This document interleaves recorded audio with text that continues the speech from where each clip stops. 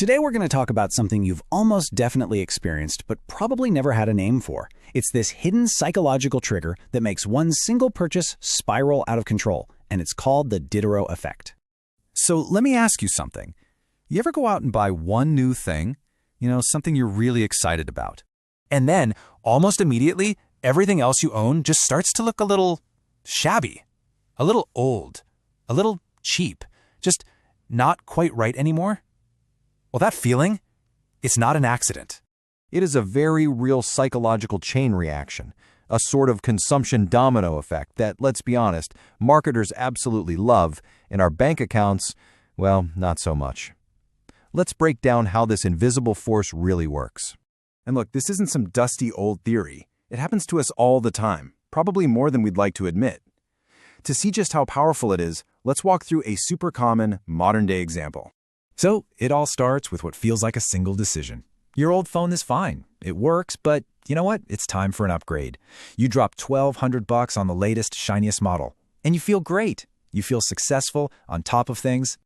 But then you get it home, and that old kind of frayed charging cable just looks like actual garbage next to your pristine new device. It just feels wrong. So you got to get that new wireless charger. That's another $40. Next, your eye catches your cheap plastic phone case. It totally ruins the whole premium vibe of the new phone, doesn't it? So yeah, you upgrade to that nice leather one you've been seeing around. Add another $60. And then, for the grand finale, you realize your trusty old headphones, they don't even have the right plug anymore. So to get that full, seamless, new phone experience, you need the new wireless earbuds. And that'll be a cool $250. Thank you very much. So, let's do the math. That one-time $1,200 purchase, it didn't actually cost you $1,200 at all. It cost you $1,550. And the crazy part is, this whole spiral probably felt so natural, you barely even noticed it happening. Now, this isn't a new phenomenon. In fact, it was first noticed centuries ago by a French philosopher who nearly lost everything, all because he bought a new bathrobe. Yep.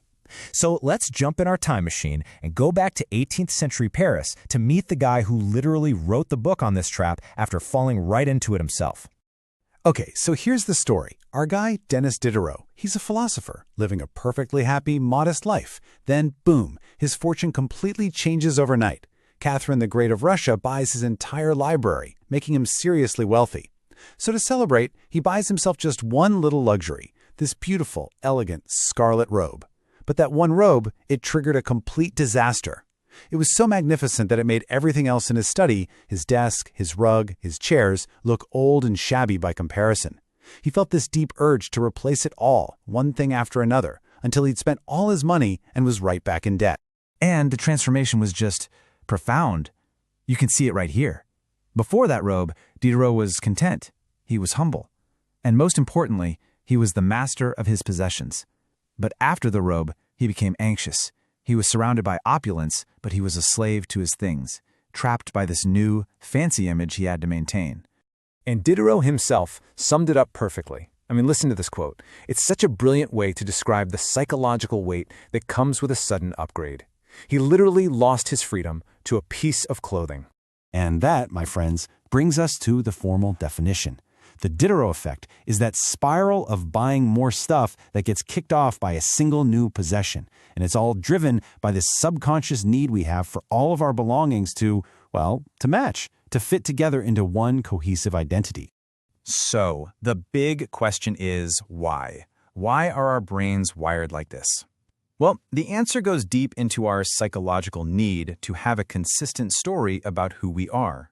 Let's look at another modern example. The fitness spiral. You decide, okay, I'm getting fit, and you buy a $1,500 Peloton. Awesome. But then, your old baggy gym shorts just don't feel right. They don't match the sleek, high-tech vibe of the bike. So you get the special cycling shoes, then the branded apparel. Maybe you even get a new mat for the floor. And here's the key. You didn't just buy a piece of exercise equipment. You bought into the identity of a Peloton person.